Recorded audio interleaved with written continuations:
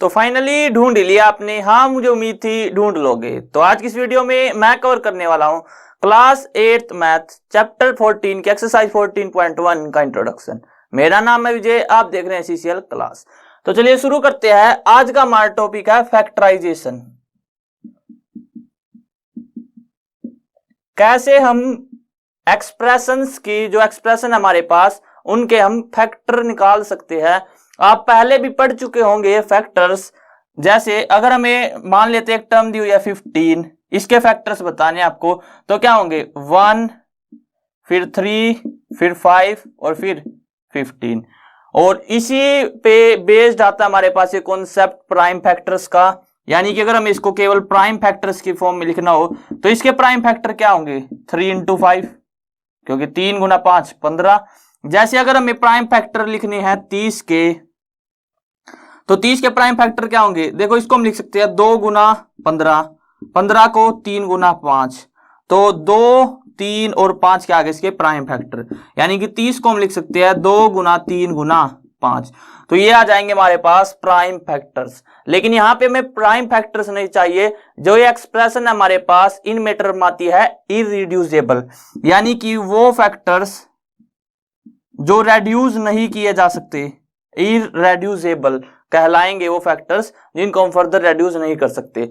देखते हैं अब कैसे इररेड्यूसेबल फैक्टर है हमारे पास। जैसे 4xy, तो 4xy को मैं क्या लिख सकता हूं 2 into 2 into x into y, जहां पे x और y के हमारे पास वेरिएबल्स है, कुछ भी वैल्यू हो सकती है इनकी, हम x y मान लेते हैं इनको।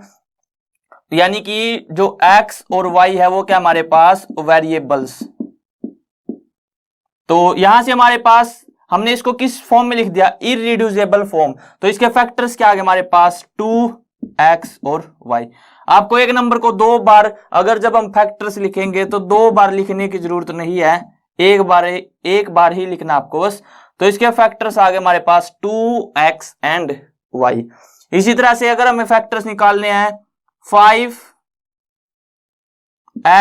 y z, तो इसके फैक्टर्स क्या होंगे हमारे पास, इसके फैक्टर्स होंगे 5, इसको क्या लिख सकते हैं हम 5 into x into y into z। तो इसके फैक्टर्स क्या आ गए फिर हमारे पास, फैक्टर्स आ गए 5x y एंड z। तो आप लिखोगे the factors of the given term are 5x y and z। तो ये तो आगे हमारे पास इन एक्सप्रेशंस के फैक्टर्स कैसे निकाल सकते हैं। उसके बाद अब आता है हमारे पास कॉमन फैक्टर क्या होंगे अगर हमारे पास 2 एक्सप्रेशंस गिवन है। तो मान लेते हैं हमारे पास कोई 2 एक्सप्रेशन है 12x और 30। इसमें बताना आपको कॉमन फैक्टर्स। तो दोनों में कॉमन फैक्टर्स क्या होंगे, देखो 12 को मैं अगर प्राइम फैक्टर या फिर इररिड्यूसेबल फॉर्म में लिखूं तो क्या होगा, पहले 12 के ही फैक्टर देख लेते हैं। 2 गुना 6, 6 को 3 गुना 2, तो इसको हम लिख सकते हैं 12x को 2 into 3 into 2, यानी कि 2 into 2 into 3, 2 दूनी 4, 4 3 12 और गुना में x। और 30 को क्या लिख सकते हैं, 30 के फैक्टर देख लो। अगर 10 से करोगे तो 10 डिवाइड करोगे 30, 10 3 30, और 10 के 2 गुना 5, 5 दूनी 10, तो ये आ जाएगा 2 गुना 3 गुना 5। अब आप खुद देखो दोनों में क्या कॉमन है, 2 इसमें भी है इसमें भी, तो 1 2 आ गया कॉमन। उसके बाद 2 यहाँ पे है, यहाँ पे सेकंड 2 नहीं है तो ये कैंसिल। 3 इसमें भी है इसमें भी है तो 3। उसके बाद और कुछ कॉमन है नहीं, तो इन दोनों के कॉमन फैक्टर्स क्या आ गए 2 और 3।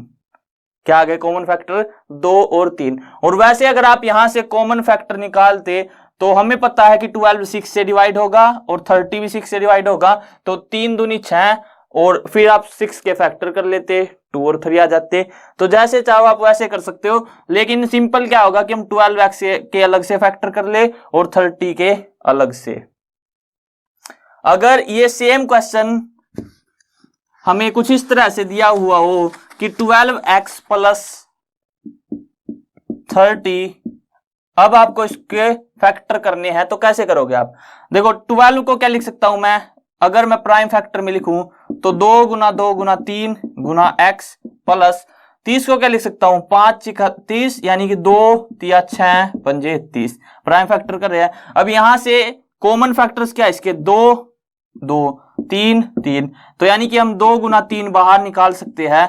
तो अंदर क्या बच जाएगा हमारे पास, 2x प्लस 5, यानी कि यहां से हमारे पास इसके फैक्टर आ गए। अगर ये हमारे पास क्वेश्चन होता तो 6 ब्रैकेट 2x प्लस 5, और हमेशा जब आप इसके फैक्टर करोगे, देखो यहाँ पे 2 टर्म दिख रही है लेकिन ये एक सिंगल टर्म आ गई हमारे पास, क्या आ गई, एक सिंगल टर्म, क्योंकि 2x प्लस 5 कुछ वैल्यू होगी, जब आप उसको 6 से मल्टीप्लाई कर दोगे तो सेम फैक्टर आ जाएगा। अब एक और टॉपिक बच जाता है हमारे पास, रीग्रुपिंग ऑफ फैक्टर्स, यानी कि हम रीग्रुपिंग कैसे करेंगे फैक्टर्स की।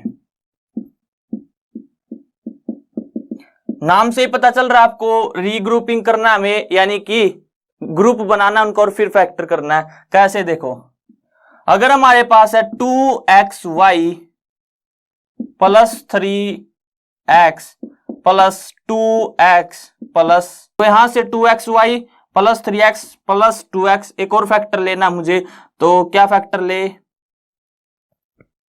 यहां पे 3xy ले लेते हैं चलो, और यहां पे 3x। तो आप या तो इनको ऐसे कर सकते हो, कैसे, अगर हम यहां से xy कॉमन ले ले तो 2 प्लस 3, और यहां से x कॉमन ले ले तो 2 प्लस 3, यानी कि 5xy प्लस 5x, और यहां से ये आ गया हमारे पास। अब आप यहां से कॉमन फैक्टर निकाल सकते हो, 5x कॉमन आएगा तो बच जाएगा क्या, y प्लस 1। देखो यहां से एक और इंपॉर्टेंट कंसेप्ट आता है कि यहां पे अगर हम 5x के फैक्टर करेंगे तो 5x के फैक्टर क्या होंगे, 5x, और 1 सभी का फैक्टर होता है तो मल्टीप्लाई में 1। यहां से आप 5x यहां से भी कॉमन लोगे, यहां से भी कॉमन, तो 5x y प्लस 1 क्या आ जाएगा, एक सिंगल टर्म, अगर आप इसको सोल्व करोगे। ये एग्जैक्ट क्वेश्चन नहीं था तो मैं रीग्रुपिंग के लिए एक एग्जांपल देख लेता हूं। जैसे हमारे पास मान लेते हैं ये एक एग्जांपल है 3 plus 2xy plus 2y plus 3x, और आपको इसके फैक्टर्स निकालने हैं। तो आपको पता है कि इन सभी में से कुछ भी फैक्टर कॉमन नहीं आएगा, तो हम कॉमन फैक्टर से इसको नहीं कर सकते, तो अब हमें क्या करना पड़ेगा, रीग्रुपिंग। तो रीग्रुपिंग कैसे होगी, देखो यहाँ पे 2 यहाँ पे भी 2, तो मैं दोनों में से 2 बाहर निकाल सकता हूं, ठीक है, यहाँ पे 3 यहाँ पे 3, तो यहां से भी 3 निकल जाएगा।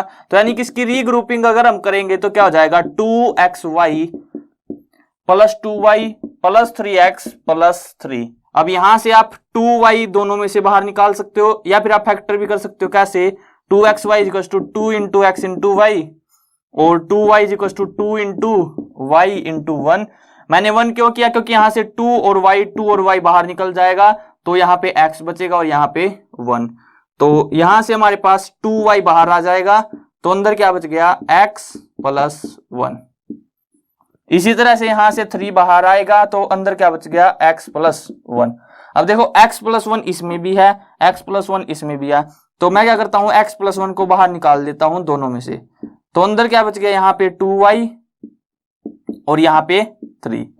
तो ये आ गया हमारे पास इसके फैक्टर्स, और फैक्टर वाला ये एक क्या है, एक सिंगल टर्म की तरह क्या करेगा, एग्जिस्ट करेगा। यहाँ पे तो एक सिंगल टर्म नहीं थी, लेकिन यहाँ पे एक सिंगल टर्म की तरह क्या है, एग्जिस्ट।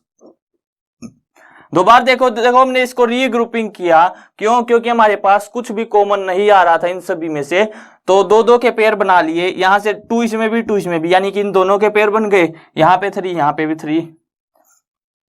वैसे अगर आप चाहो तो 2xy और 3x को भी कॉमन ले सकते थे, लेकिन फिर उसमें हम क्या करते, x को बाहर निकालते। कैसे, देखो अगर मैं 2xy प्लस 3x करता तो यहां से मुझे x बाहर निकालना पड़ता, और अंदर क्या बचता, 2y प्लस 3, और इसी तरह से 2y प्लस 3 है, तो यहां पे अगर 1 बाहर निकालता मैं तो 2y प्लस 3 आ जाता, और यहां से भी 2y प्लस 3 दोनों में से बाहर निकलता। या तो आप ऐसे कर सकते थे, या फिर जैसे हमने किया ऐसे भी कर सकते हैं। अब देखते हैं इसके एग्जांपल्स। तो example number first is factorise 12a square b plus 15ab square. तो 12 पहले 12a स्क्वायर b के फैक्टर करते हैं, तो क्या हो जाएंगे, सबसे पहले तो आपको 12 के फैक्टर पता होने चाहिए।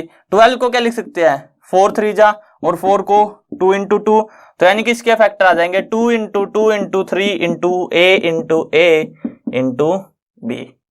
अब इसी तरह से 15 ए बी स्क्वेयर, 15 को क्या लिख सकते हैं, 3 इंटू 5, प्राइम फैक्टर लिख रहे हैं हम इसके, और इंटू में ए इंटू में बी इंटू बी, या फिर इरेड्यूसिबल फैक्टर भी कह सकते हैं आप इसको।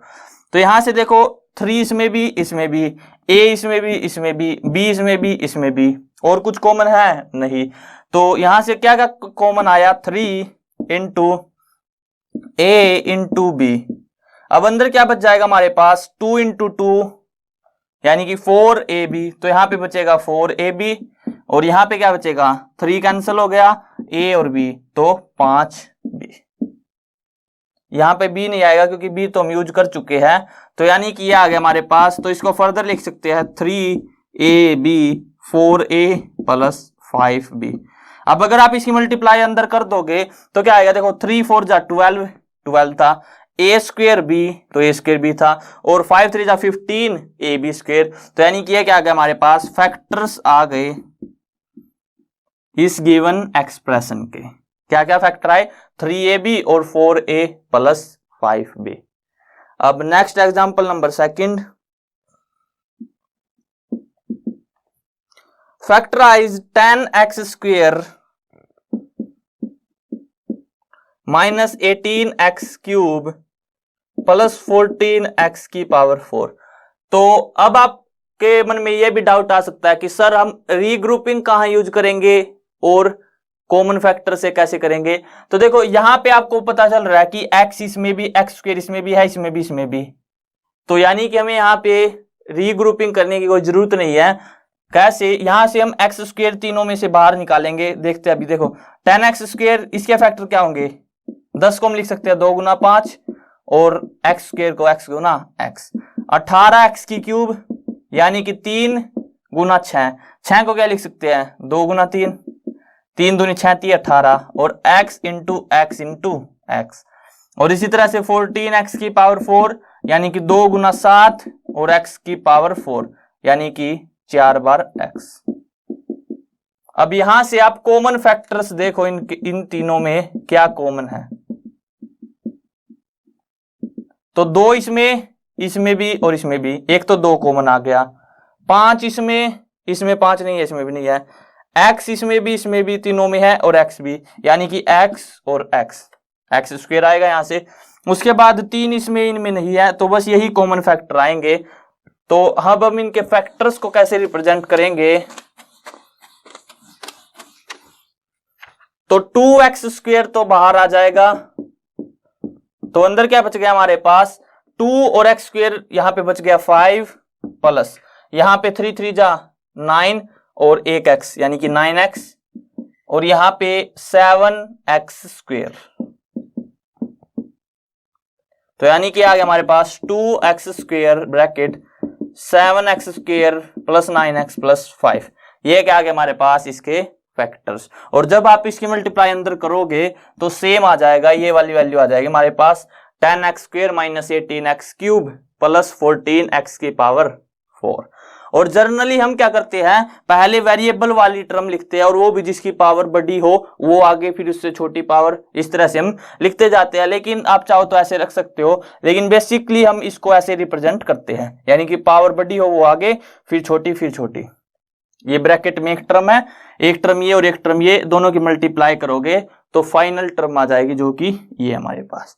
अब next example number 3, factorise 6xy minus 4y plus 6 minus 9x। अब बताओ आप इसको कैसे सोल्व करोगे। सबसे पहले क्या चेक करेंगे कि इन सभी में से कुछ कॉमन आएगा। आप देखते ही बता सकते हो कि सर यहां से, इसमें से 2 आ जाएगा, इसमें से भी, लेकिन इसमें से आ जाएगा, ठीक है, लेकिन 9 में से कुछ भी कॉमन नहीं आएगा फिर, तो यानी कि ये कुछ रीग्रुपिंग का हमें कंसेप्ट लग रहा है। तो रीग्रुपिंग कैसे होगी फिर, 6xy प्लस 6 और माइनस, यही है ना, देख लेते हैं एक बार, 4y, ठीक है। तो देखो 6xy plus 6 minus 4y -9x। लेकिन यहाँ पे कुछ भी कॉमन नहीं आएगा तो हम इस तरह से इनकी रीग्रुपिंग नहीं कर सकते। तो अब हमें रीग्रुपिंग कैसे करनी पड़ेगी? देखो यहाँ पे x है, यहाँ पे भी x है, तो यानी कि मैं x वालों को एक तरफ लिख लेता हूं और y वालों को एक तरफ। यहां से अब देखो कुछ कुछ आपको अंदाजा लग रहा होगा कि x यहां से आ जाएगा कॉमन और यहां से हम एक कांस्टेंट बाहर निकाल लेंगे तो सेम बन जाएगा। तो मैंने इनकी रीग्रुपिंग कर दी कुछ इस तरह से। अब 6xy के फैक्टर क्या होंगे? 2 गुना 3 गुना x गुना y। और 9x के फैक्टर क्या होंगे? 3 गुना 3 गुना x। दोनों में से कॉमन क्या है? 3 3 और x, यानी कि 3x दोनों में कॉमन है तो अंदर क्या बच गया? 2x, और यहां से क्या माइनस है तो माइनस और 3। तो यहां पे आ गया हमारे पास, अगर 3x कॉमन लिया तो 2x माइनस 3। अब इसी तरह से इसके फैक्टर करेंगे। 4y के फैक्टर क्या होंगे? 2 गुना 2 गुना y। और 6 के फैक्टर 2 गुना 3, 2 इसमें भी इसमें भी। लेकिन यहां पे अगर मैं माइनस बाहर निकालूं इन दोनों में से तो -2 बाहर आ जाएगा, तो अंदर क्या बच जाएगा? 2y और -3। अब इसमें भी 2, यहां पे y आएगा सॉरी, तो इसमें भी 2y -3, इसमें भी 2y -3, तो 2y -3 दोनों में से बाहर आ जाएगा तो अंदर बच जाएगा 3x -2। तो हमारे पास फाइनल फैक्टर्स क्या आ गए इसके?